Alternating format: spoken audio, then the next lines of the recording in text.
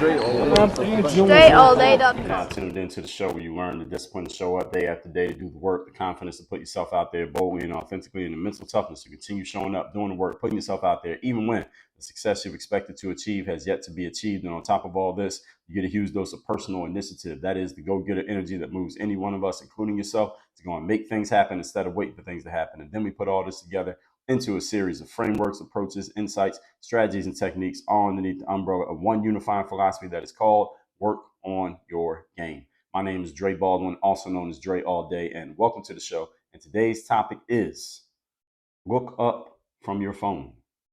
Yes, this is a great one. Some of you are looking at your phone right now. So today's topic is looking up from your damn phone. But before we get into it, I remind everybody that I send out a text message every single day, free of charge, guaranteed to have you focused, sharp, and on point to start your day. I call this message the daily motivation. And it will do exactly as I told you it's going to do. All you got to do to get it is be a member of my text community. To do that, just text me at my number, 305-384-6894, every day when the daily motivation text comes out. Because you're a member of my text community, you'll be getting that message straight to your phone, free of charge. Secondly, Work on Your Game University. Anybody ever ask or wonder, Dre, do you do any kind of coaching? Do anything other than having this show and send out the daily motivation text? Answer is yes. Our focus here right now in the Work on Your Game world is on Work on Your Game University. So if you want my attention, you got to be a member of Work on Your Game University. That is the only place I do any coaching, only place you can work with me directly, only place you'll be able to get on a call with me on a regular basis and get your challenges and issues and needs handled, or I can help you maybe not even answer your questions, maybe give you some better questions besides the ones that you think you need to solve. Maybe you need to solve some different ones, some better ones. I will help you with all of that when you are a member of the university. Again, it's the only place I do any type of coaching. And you can see testimonials, feedback from other people we work with. Just go to workonyourgameuniversity.com. Right there on that page, you can see everything I just laid out. And there's a space there where you can schedule a free game session, free call with us, where we will talk to you about where you're at, where you want to go, how you could possibly get there. That is all at workonyourgameuniversity.com. All that, and that link down below in the description as well. All that said, let's get into the topic, which is looking up from your phone, or just look up from your phone. Now, while I tend to use some titles in metaphoric ways, not all the time, but sometimes, this one is not metaphorical. This is a literal one. This is a direct subject line. We're going to talk specifically about why you need to get your head out of your damn phone, my argument for why you need to do so, and the benefits for doing so. All right, you got it? Good. Point number one. Topic, once again, is look up from your damn phone. Number one, it will help your posture. And I mean this literally. Your posture will improve when you stop looking down at your phone all the time. Many people are walking around these days with rounded shoulders. If you don't know what rounded shoulders look like, I want you to push your shoulders back right now, whether you're sitting or standing. Push your shoulders back and notice how different that feels and how your shoulders naturally are, because your shoulders get rounded. The reason many of us get rounded shoulders is from having our bodies hunched forward, reaching for a keyboard, if you're on a computer, or having our bodies hunched forward because we're looking down at a phone all day. You also get what they call text neck. You know what text neck is? I don't even have to describe that. You know what it is. Some of you have text neck and you don't even realize you have text neck because your head is craned all day at like a 45-degree angle going forward because you are looking down at that phone so damn much. All right, that's what text neck is. I know some days if I'm looking down at my phone too much, my neck starts to bother me because I'm not used to having that kind of posture. My neck starts to bother me because I'm not used to holding up my head all day because I'm at a 45-degree angle going forward, looking down at my phone. So there are a couple ways that I fix that. One is I'm going to be on my phone. I hold it up so that I can hold my head up normally, and I got to hold my phone up so my arm starts to get tired, which means I'm not going to hold my phone up that long because my arms get tired from holding the phone up. That's one thing. Or I can just get the hell off the phone. All right, so that's something that I can do to fix that. But you don't want to be getting too much text neck from looking down at your phone too much. How many of you have ever had that constant pain at the base of your neck? How many of you have it right now? You have this constant pain at the base of your neck because you got that text neck. Some of you have text neck and you don't even realize it. You're just used to having your head slumped forward because you spend your whole day looking down at that phone. So for you to hold your head up normally would feel painful because you're so used to that text neck posture. How many of you have poor posture, poor physical posture? And you know you have poor posture because your shoulders are constantly slumped forward. Your head is tilted forward and down because you're always looking down at devices. Again, this can be also with a computer. Those of you who do office work and you're on a computer a lot, you need to be wary of this, because if you're looking down at that computer too much, it can start to, again, slump your whole posture forward. A couple things you can do about this. First of all, check the ergonomics of the way you have things set up. You can raise the level of your chair or your computer or wherever your keyboard is you're typing in. That can help your posture overall. And also, you can make sure you are continually getting up and at least stretching yourself out and getting yourself in proper posture in between your time that you're going to be on that device, if you need to be on it. If you do that for work, then of course you're going to be on a device. So a lot of you get this, again, poor posture because you're looking down at your devices all the time. And I look at people every single day and I see this. Even when they're not on the phone, they have this because they're so used to being on the phone. Instead, you need to look up, eyes forward, and you'll stand taller. You will relieve that pain in your upper back. You will get more oxygen to your lungs because your body's not slumped forward, suppressing your lungs. You're actually opening them up so they'll be able to take in more oxygen, which probably means your brain will function better. Your blood, you'll pump more blood to the rest of your body. You'll just function overall in a whole lot better state because you're getting more oxygen. Oxygen, you run out of it, you die, right? So imagine what happens when you compress your lungs and you're getting less of it. Do you think that is going to lead to, just in a logical sense, you think it's going to lead to you performing not as well as you could be? Of course it does. This is why when we get nervous or anxious and we get shortness of breath, we start taking these very shallow breaths, our brain isn't functioning at the same level because we're in that fight or flight mode. But when you breathe deeply, usually that happens when? We breathe deeply when we're sleeping, which means we're in a deeply relaxed state. It's also when our subconscious mind talks to us. That's a hint there. And also when we breathe deeply, usually because we are just calm. When you're awake and alert, but you're breathing deeply, you're breathing all the way into your lungs and getting all that oxygen in there, you tend to be a lot more relaxed. You're in a more relaxed state. And usually you have to do that consciously because we're usually not conditioned to breathe like that. But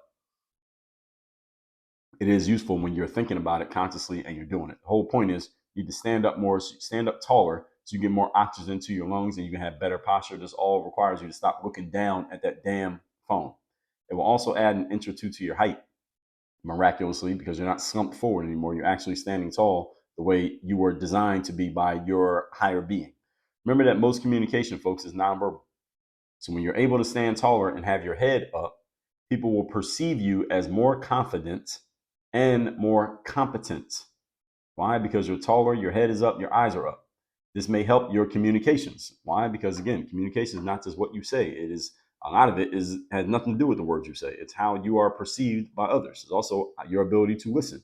If your head is down and slumped forward, are you looking at the person that you're talking to or who's talking to you? Then they may not perceive you as actively listening to them, which may hurt the communication. Good posture means, you want to know what actual good, quote unquote, good posture means physically? It means you stand up against a wall. Any of you who's in a room right now with an empty wall, do this. Stand against the wall, put your heels up against the wall. Let your heels touch the wall. Heels of your feet touch the wall. Then make sure your butt is touching the wall. Then make sure the backs of both shoulders are touching the wall. And then make the back of your head touch the wall. Now, while maintaining that posture, come off the wall. That's good posture. Your heels, your butt, your shoulders, and your head all touching the wall. That is good posture. Again, stand up against the wall, back to the wall, and make sure all four touch points are touching the wall. Come off the wall holding that posture. Notice how awkward that feels. All right, that's how long it's been since you've had good posture. Right? And the phone is part of that reason. It ain't only because of the phone, but the phone is part of it. Okay, you were born to have posture like that feels awkward. So you getting back to a natural state feels awkward because you've been in such an unnatural state for so long holding that damn phone. Point number 2. Today's topic, once again, is look up from your damn phone. Number 2, you will actually connect with live human beings. Imagine this. Not sending your grandma a Facebook status update, happy birthday on her birthday. All right, your grandma probably does not appreciate that. You can actually connect with live humans and have real conversations with actual people in actual life. Eye contact with people, meaning saying hello to people, possible conversations with people, relearning, for those of you who have lost this ability, how to talk to people in person, actually have a conversation with a person who is standing in front of you and looking at you. Can you imagine this? It's been a while for some of you. This is a skill that some of you millennials and Gen Zers have never learned in the first place. I blame your parents for this, but I also blame you because you're on the phone and you got access to this show. So you got access to information that could be telling you this stuff. A few episodes ago, when I talked about networking, especially networking at live in-person events, One of the dumbest things you can do when you go to a live event where there's people is be buried in your phone instead of actually engaging with the people who are there, who are milling about around you. Talk to people when you go to live events. This is how you network. How you gonna network not talking to anybody? The skill of connecting with live human beings, everybody, this skill still matters, especially if you want to make more money in your career or your business. All right? The more money you want to make is not based on you reading more books and getting more information, even though the information in books may help. It's based on you knowing the right people and them knowing you. All right? You got to have live conversations. Any of you who's in the sales space, you can make $10 transactions through Instagram and through text messages. $10,000 transactions, those still require a live conversation between two human beings. Trust me, I know. All right, you want to have conversations, 5-figure conversations, and get people to give you that kind of money in one transaction, not 1,000 transactions, but one transaction. You better be able to have a live conversation with an actual person, a human being. You got to know how to shake hands, look somebody in their eyes, even if you're doing it on Zoom. That's a live conversation with a human being. Both of you are doing it right there at that moment. That's not a recorded conversation, right? All right. You want to get into those kind of conversations for that type of money and up. You got to be able to have a live conversation with a human. The more you do it, the better you will get at it. That requires you getting off your phone. You develop this skill if you want to swim in this pool. Point number 3. Today's topic, once again, is look up from your damn phone. Number 3. There's nothing on your phone right now that won't be there when you're home alone and can give it your full attention, except for somebody actively calling you right now. Everything else will still be there. Text messages will be there. Somebody posted something on Instagram, that'll be there. Somebody left you a comment, that'll be there. You got a new email, that will be there. Notice that none of this stuff goes away. So when that notification bell rings on your phone, you get that little notification on one of your apps that says something happened, understand that if you don't click on the app to see what it was, that whatever they're notifying you about will still be there an hour from now. It'll still be there tomorrow. If you don't touch your phone for 10 days, when you open it up, that notification will still be there. Whatever you are being notified about is still there, the exception of a live stream. But usually those are recorded because people want their stuff to get seen by people who weren't there for the live stream. Anything you're being notified about on your phone will still be there when you're done. You miss a call, that's okay. If it wasn't a scheduled call, then you don't owe it to anybody to interrupt what you're doing to attend to their agenda unless you happen to work for them. Now, if you work for them, then I guess you got to take the call. Other than that, no. And if you're not an emergency worker, none of your customers or clients should have an emergency for which they have to talk to you at this exact moment. They know how to leave a voice message. They can send a follow-up text or email. There's nothing on your phone that will not be there. Excuse me. There's nothing on your phone right now, immediately, that will not be there in an hour or 10 minutes or tomorrow. Remember that the applications on your devices are made by engineers and scientists whose very job is to study the human animal, that's us, and figure out how they can distract you and direct your attention to what they want to direct your attention to, which is something on that app that they work for.